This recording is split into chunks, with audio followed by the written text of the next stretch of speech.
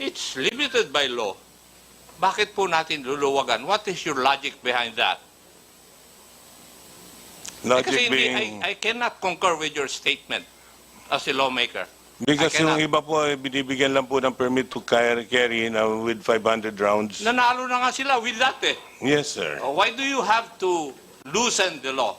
Hearings before with the Senate regarding amendments for RA 10591, and it has been mentioned years before during the previous Senate hearing that less than 5% of registered guns, actually less than 1%, 0.5% of legitimate firearm owners, registered firearms are used during the elections to commit crimes.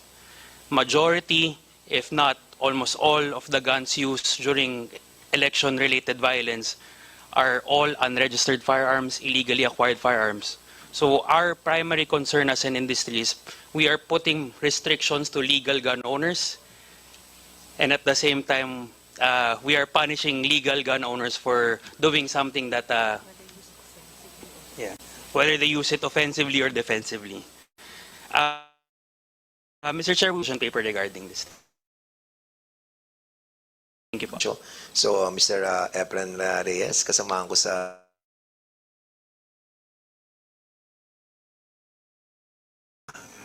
licensed Ilang firearms. beses na akong pinatay. Good morning, Mr. Chairman and Your Honor. You are now recognized, Mr. Efren Reyes Jr. Go ahead. Thank you po. As a representative of Philippine Shooters and Match Officers Confederation headed by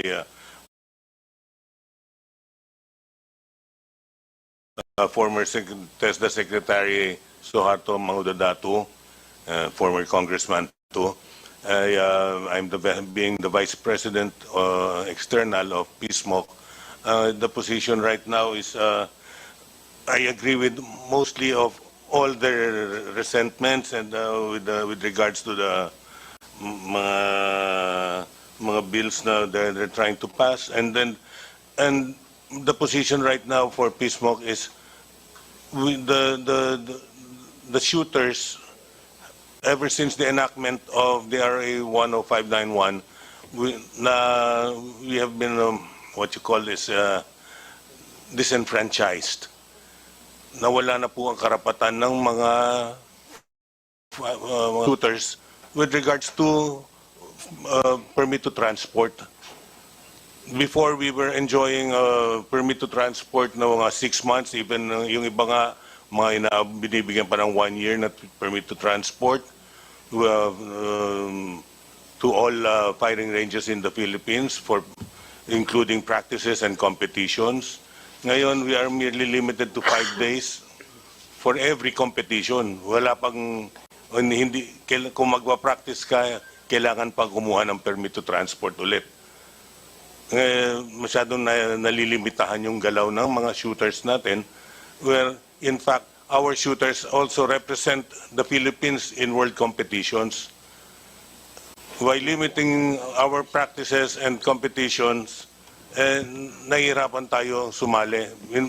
But in fact, lately, we have been champions in world shoot. Mr. Topacio, saan yun? 1, 2, 3, sila ang tatlong pan-Pilipinas lahat ang nanalo. Australasia ba? We are one of the best shooters in the world. If we restrict our shooters, baka bumaba tayo sa standing natin. Yun lang po ang request ng PSMOC for this time. Mr. Reyes, I would like to disagree with you. Wala pa naman itong mga batas na ito nung nanalo ng 1, 2, 3, di po ba? Ito Wala na pa po. naman eh. It's the present law kung bakit nanalo yung ating mga competitors na sinasabi mo. Why would you say hindi naman nanalo kung ipapasa natin itong mga bills na ito? What is your By basis? nalilimitahan po yung ibang mga shooters Hindi na natin. nalilimitahan nun. Nanalo na nga sila eh. Ikaw na mismo ang nagsabi eh. Opo, Oh. yung iba po, meron So, ibig konting... mo sabihin, kailangan natin luwagan. Luwagan lang po natin ang Bakit po? Ha? Dahil nalilimitahan po yung mga competitors Hindi, natin. it's limited by law. Bakit po natin luluwagan? What is your logic behind that? Logic Kasi being... I cannot concur with your statement as a lawmaker. Because I cannot. yung iba po, binibigyan lang po ng permit to carry na with 500 rounds. Nanalo na nga sila with that eh. Yes, sir. Why do you have to loosen the law? For you to win again? Or to maintain. Maintain lang po Yan. natin. Okay. Siguro yan. That's why I do not Ilagay lang agree po with your natin. point, Mr. Reyes. Kasi nga po, yung mga nakaraang mga chief PNP po, I'm not mentioning na, napunta po sa chief PNP ang pagbibigay ng permit to carry sa mga sport shooters wherein we do not carry, we merely transport the firearms. Hindi. Ang point ko, Mr. Reyes, with the Opo. present law, nanalo na kayo ng 1, 2, 3. Yun ang sabi mo eh. Opo. Tapos ngayon, luluwagan para magkaroon kayo ng 5,000 na ammunition for one. Kasi limited to 500 according to the law. The 500 is for the transport of the firearm, of the ammunition to the range. Yes. Yung 5,000, That is not enough.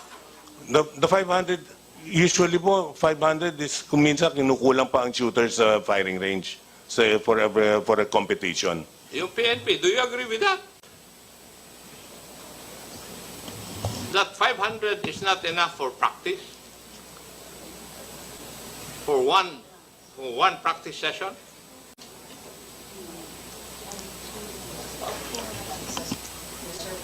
They can replenish it. Under the law, they can replenish? Oh, what's the problem? Opo. Wala palang problema eh.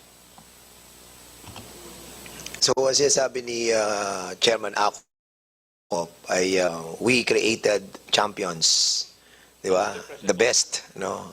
Using the present law. And in this bill, increasing the amount of ammunition, no? Parang hindi natin nabibit yung purpose, di ba? Unless that we wanted to have more champions, no? In different categories. So probably that's the best answer. Yes, Mr. Chairman, we will just submit our position paper later. All right. Kasi yun lang yung narrative po ni Chairman Acop that since we have already approved yung law and we created champions at mga magagaling sa buong mundo, palagay ko ay marami pa na maghahangad kung mas marami yung nagagamit nating mga ammunition during practices ng mga associations. Anyway, siguro, Chairman Acop, we will be discussing that thoroughly on the technical working group. Talagang medyo masalimuot tong isyung to. So we will be proceeding to the next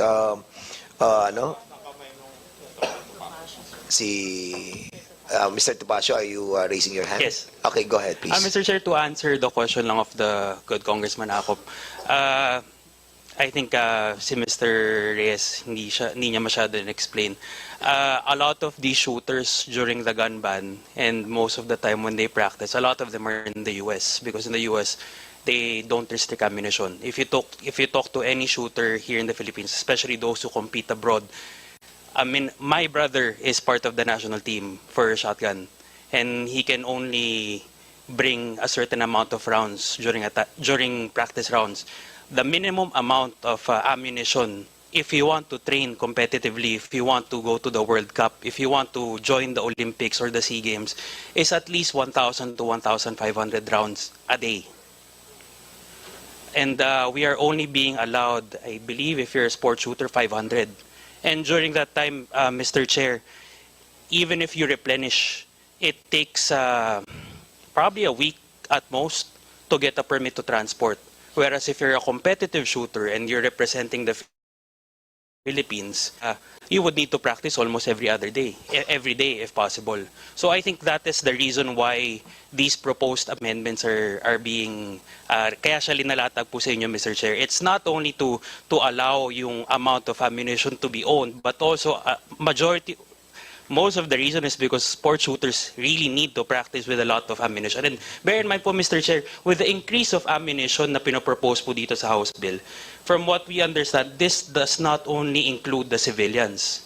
Because as gun stores po, whenever we sell ammunition, even to law enforcement, may it be the PNP, NBI, PDEA, AFP, when they buy ammunition in their personal capacity, we can only sell them 50 rounds. Okay. That's understandable. Now, Mr. Chair, medyo, Mr. Chair. before, sige, Congressman Akop din, Congressman Plato. Kasi yun lang ang provided for by law and you have to abide by that. Di ba? That is what the law says. Otherwise, criminal cases will be filed against you Yes. if you violate that. Yes. That's why we support the amendment nga po, Mr. Congressman. Thank you po. All right. So we will be, medyo umiinit na ang ating discussion and that's the reason why we need to create a technical working group on this matter. Kasi Chair. medyo contentious yan. Pero because we have an existing law and we have to follow it, and that's the reason why meron tayong amendments na gagawin natin. But, of course, it Mr. will be also debatable on the technical working group. Congressman Plato, go ahead. Mr. Chair, thank you, Mr. Chair.